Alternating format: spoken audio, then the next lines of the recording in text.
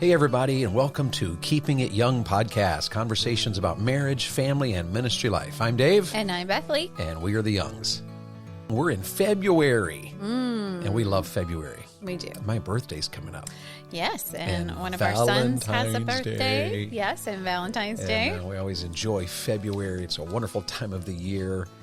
And we are so excited next week to celebrate Valentine's Day on the podcast by reading things from you, our listeners. Why you think your spouse is the best. Absolutely. And five of you. We're going to be sharing as many as we can next week, but and as well as talking a little bit about celebrating Valentine's Day and things of that sort. But we will be reading a lot of your material next week, so be looking forward to that. And we'll also be giving away top five. We're going to choose. Yes. And we're going to give you a coffee date on us. Yes. And so we're looking forward to that. Make sure when you write us now that you're including the way we can connect with you as far as your email and so forth, so we'll know how to get things to you. But we're so excited about that. It's going to be just great. I love Valentine's Day. Yes. And, of course, if you haven't yet signed up to join us this fall, October 13, 14, 15, please do. And if you go to Keeping It Young podcast, there's a link at the top of the page that it'll take you right to the sign-up page, give you all the information you need. And Bethany and I would certainly love to see you there. Yes. And here, really, in just a few days, we're going to be in Columbus. You can find that information on our website, that Evangelist Dave Young, our personal website, ministry website. And then you can also find information about the retreat we're going to be in Colorado. And then and, of course, then the two we have at Southland. Yes. And I overlooked, actually, we have one in Ohio as well. At Eaton. And, with First Baptist Church of Eaton, but we'll actually be meeting, I think, in Westchester for that particular conference. Okay. And that's open as well. So there's a lot. You'll find all of that information on our website at evangelistdaveyoung.com. Check it out. We'd love to see you. Absolutely. And reach out to us anytime. And sometimes we just, some of you will write us and just give us hey, we enjoyed that or we really like that. Someone recently wrote me as well, and I've got it listed somewhere right here. I don't have it in front of me. But someone wrote me in one of our podcasts, I talked about, my wife had mentioned how much she loves tea. Oh. And she mentioned several of those, and I got just an email, I think it was an email, and someone wrote me and said, hey, we were in England for some years, and we know all the teas that your wife mentioned. You should also try this one. And they listed, it's called Yorkshire Gold. Yorkshire Gold. Yorkshire. It is definitely And so gold. For Christmas, I bought her a huge box of it. In fact, I didn't realize how many I bought her. When I got it, I was like, wow, I hope she likes this, or goodness, we're going to be throwing away a whole lot of tea. But she likes it a lot. It is delicious. So it's wonderful. Don't know Thank exactly you which for one that of you suggestion. suggested that. I've got it written down somewhere, but thank you for that. My wife is elated by your suggestion. Yes. And highly caffeinated. Well, not right now. I feel like I could probably use a cuppa right now. Okay, well, let's do this podcast and we'll get you a cuppa. There we go. All right, we're in the middle of Loving Him Well, actually coming to the end. We are. We're coming down to probably our last episode about it, unless we get carried away here. Yeah, we might add one more after Valentine's Day if we need to. But Loving Him Well, Practical Advice on Influencing Your Husband by Gary Thomas. And if you've been with us a lot on the podcast, we just finished one study of his about sacred marriage. Yes. That was very profitable. And then we read this book, and we're actually reading another one. And it just came in, so we may be doing one more by him. This one is primarily for ladies, for wives, and the other one is primarily for husbands. And so we'll be looking at that one as well, perhaps in coming days. Okay. But right now, we're just kind of summing this one up, and let's just jump right in. Let's review a little bit. All right. The book is about, how would you summarize that? It's encouraging women who are in good marriages that it could be better. To have a better marriage, and those who feel like they are, he uses the word marginalized or invisible to still love their husbands well. Yeah, and so he talks about how that marriage makeover begins with you in part 1. Right. And about you walking with God, whether your spouse ever does or not. Yes. You need to become very involved in Christianity, grow spiritually, mature spiritually. Yes. Serve the Lord in the church.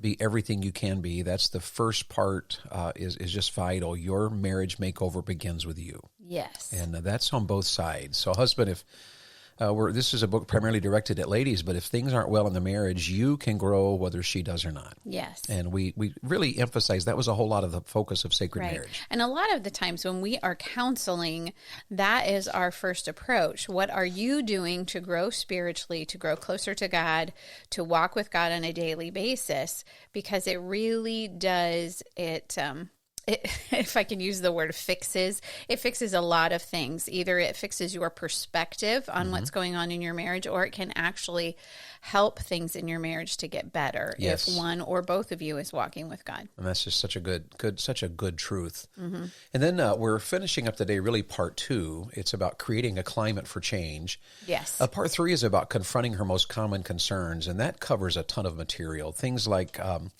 what does a wife do when her husband is battling his temper, or he won't help at home, or he won't be, just won't be at home? Yes. Or he has problems in how he thinks about affection and intimacy, or he has a problem with pornography. Right. Or an internet affair. He's an unbeliever, or spiritually immature. Yes. So each of those chapters in that section deals specifically with those issues or problems. It can also, or it does also give a very real life illustration. Yes. And sometimes multiple. Yes. How that couple or those couples grew in this area, what the wife did in order to ensure that she and her husband still had a great marriage. I found it very helpful just for the counseling aspect of it, but I think you ladies would probably benefit from it, especially if your husband is struggling with one of those areas, or if you have a friend or a younger lady asking you about those areas. Yeah, and really what he does in the final section is he shows you how to think right. Yes. In those situations, and then how to take right steps in those situations. Mm-hmm. And he also reminds of one of the most important things that we often in our generation overlook, the right amount of time. Yes. Nothing is repaired overnight. Right. And he just shows how to give it the time, take the right steps, and think right. Yes. And you put those 3 together, especially if both are involved in that. Mm-hmm. If both are taking right steps, a husband and a wife, and if a wife can lead her husband even in those things at times.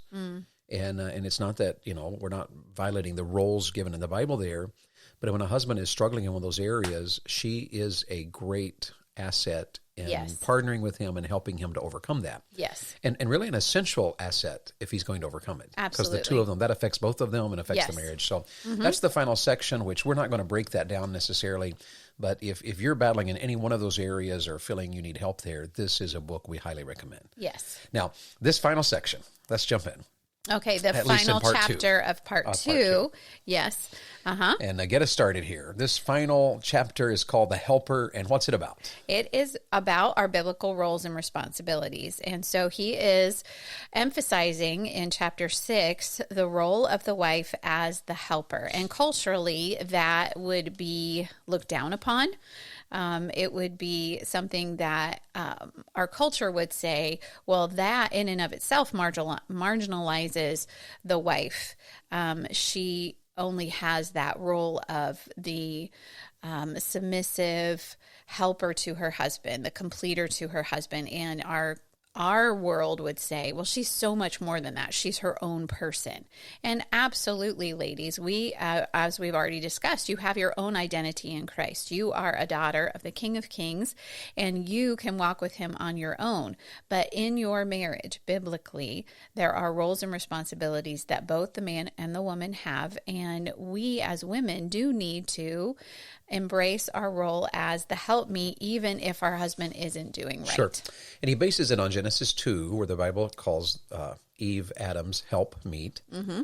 And he quotes about that and says, this is not about gender politics, but rather about the responsibilities of marriage. Yes. He reminds, based on Ephesians 5, he reminds us that Ephesians 5 can be seen by our culture as a negative, as in, oh my word, so outdated, old-fashioned. But he says that it actually is a call for women to rise up and be strong advocates for their marriage and their husband. Yes.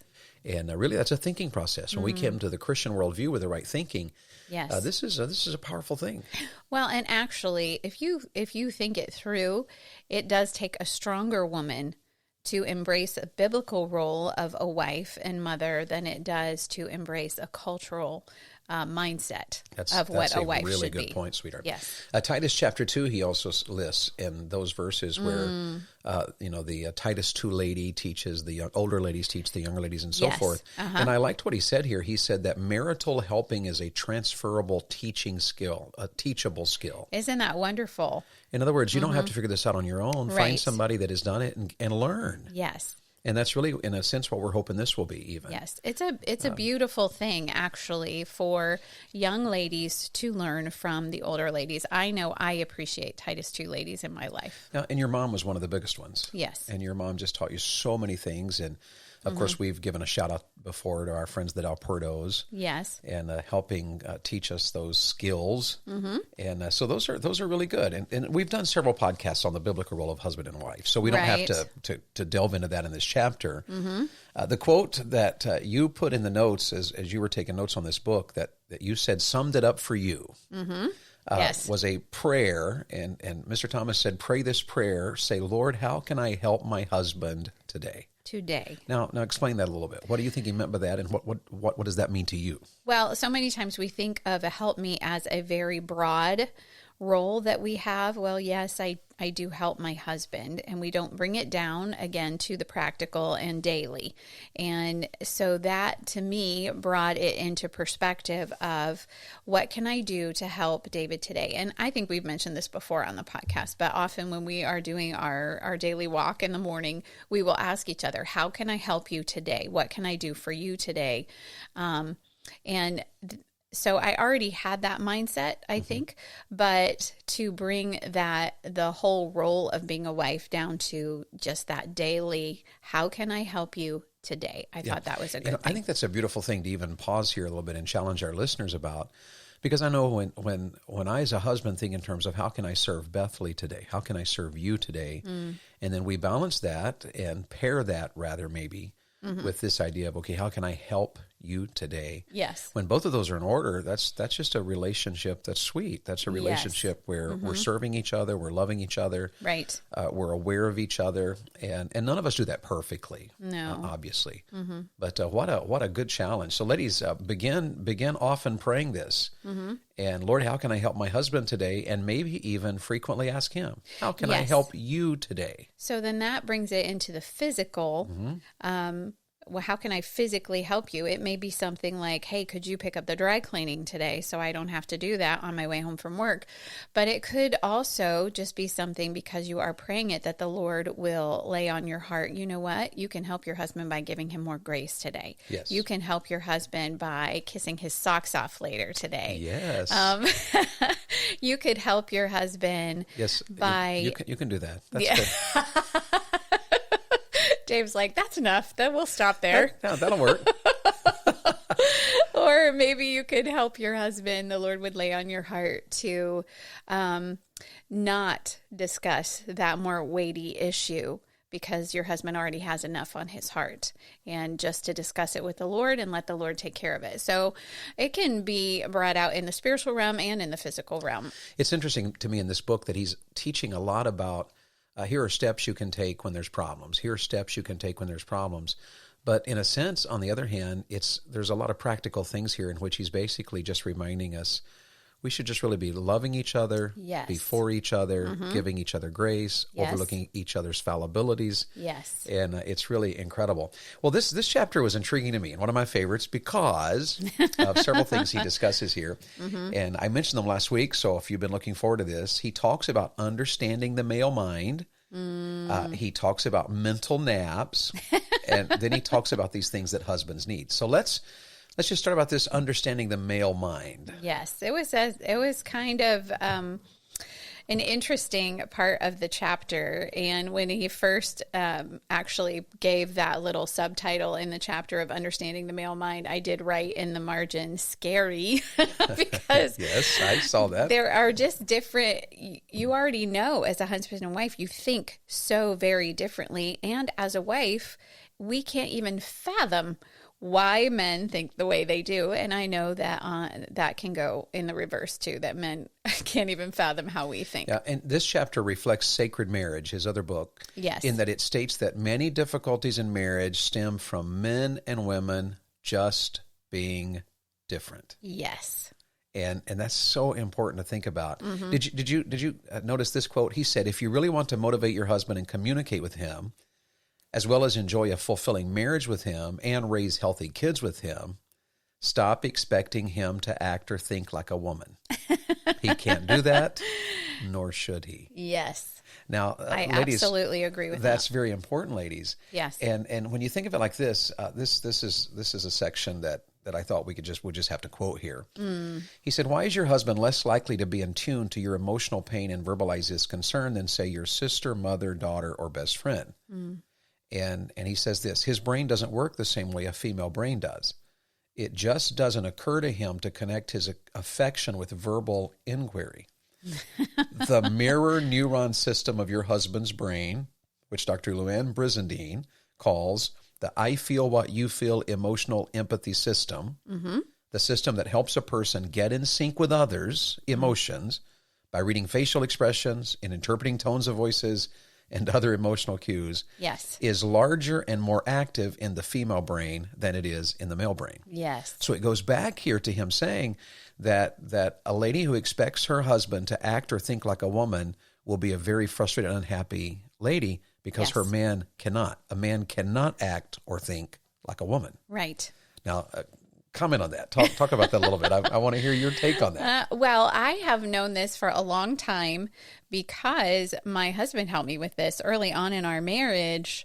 I would just not understand how that I could tell the same frustrating story to my sister or my mother, and they would be like, oh my goodness, I'm so sorry. So what happened next? And I could tell that story to David, and he would be like, uh-huh. Or I would be like, well, did you do this? Right. Or he would try to fix it.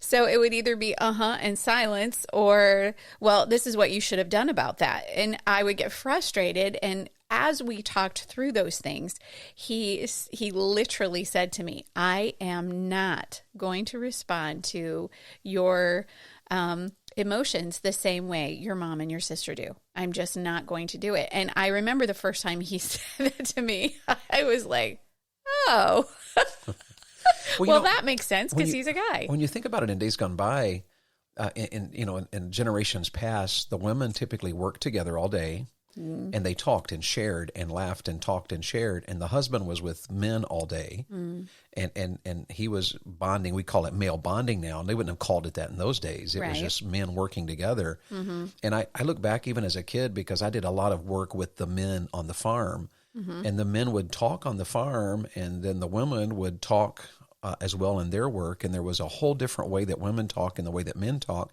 Right. And when a husband and wife then had time alone together, those emotional needs that she had were often met by other ladies.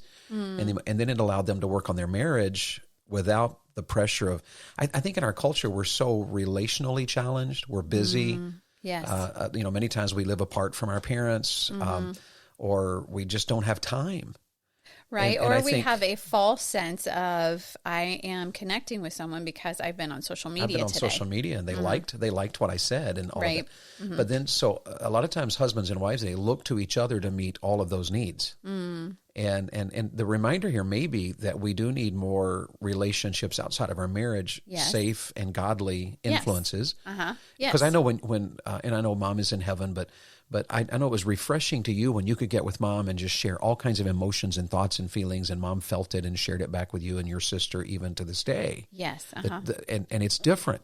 And it's not to excuse the fact, I know as a husband, one of the things we have to learn is to respond to our wives without being the Mr. Fix-It. Right. Without shutting down the conversation. Yes. And for the longest time, it would frustrate me because I would think, well, this is how I respond. Yeah, I told you what to do about it. But then I would shut, the conversation was over, and I felt like this was a very positive thing, but my wife was upset. I didn't even get to share everything. and what she wanted was for me to act or think like a woman, and I wanted her to act or think like a man. And those two things don't work. Right. Do they? Right. And so that's what he's trying to say here. Yes. So then you put a question. You wrote a question down. You said, okay, well then how do husbands have disappointment detectors and not this factor? So if you don't know what a disappointment detector is, then you need to go back and listen to last week's episode because we talked about how that men really pick up on that their wife is disappointed in them. Yeah. But I thought, well, how can a man not respond to my emotions in what I think of as a proper way? It's not, there's no proper or improper there because he's a guy and I'm a girl, but how can he have these disappointment detectors but not pick up on my emotions? And the key to that, I think the answer to that is, and I understand why you would ask that question and have written that down, but I think what's going on there is that one is internal and one is external. The relationship, what we're talking about here is that the emotional pain and verbalizing of concern, tuning into an emotional pain or emotional feelings or verbalizing a concern is external, whereas a disappointment detector is internal. Right. That's true. And so it's really looking at it, those two things are two different things. So it's obvious that men, it's not that men are unable to detect issues, emotional needs and things of that sort. Yes. But they internalize them. Men typically, whereas women typically externalize them. And they, one book I read said that actually women outlive men because by putting all this stuff, this emotion external, putting it out there, just getting it out of their system, it does allow their blood pressure to be lower. It allows their, emotional health to be higher. Yes. And so, whereas men hold it all in, and so we tend to end up with, blood pressure and heart problems and all of those kind of things. So the point he's making here is, or that somebody is understanding the male mind. Anything else about the male mind that captured your thinking, or you were like, okay, that makes sense, or I didn't know that? What? Anything else?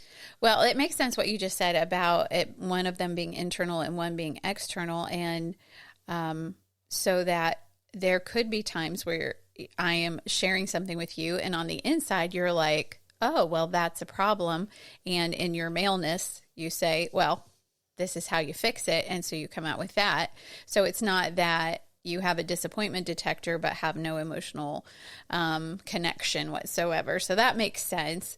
And it does make sense too, because if you go out to lunch and you see guys lunching and girls lunching at separate tables, you can just watch the interplay there. Their faces are mirroring what their lunch companion is saying.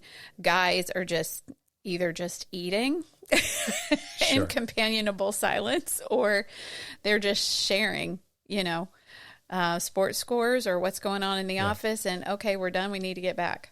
And frequently men respond either silently or quietly. Yes. A man's response to his friend is often, or really, or maybe a question. Well, did you do this? Right. Or shouldn't you do that?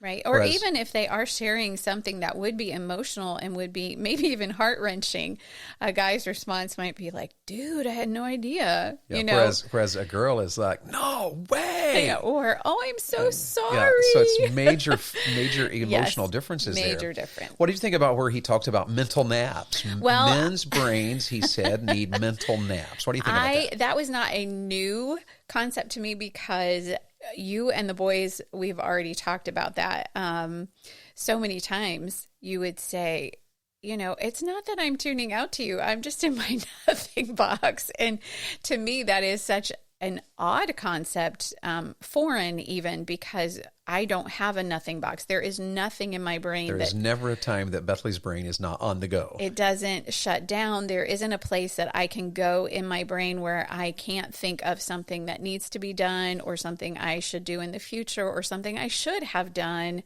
It's all just out there and spilling out together. So I can't even...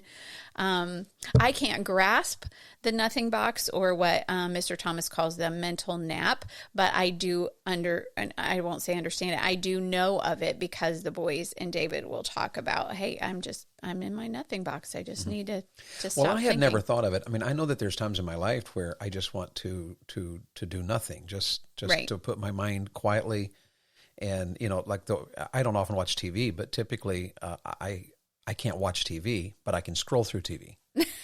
And he says even in his book that scrolling, instead of stopping on a channel with a story and a plot, I may stop on something like a fight or a car chase. Right.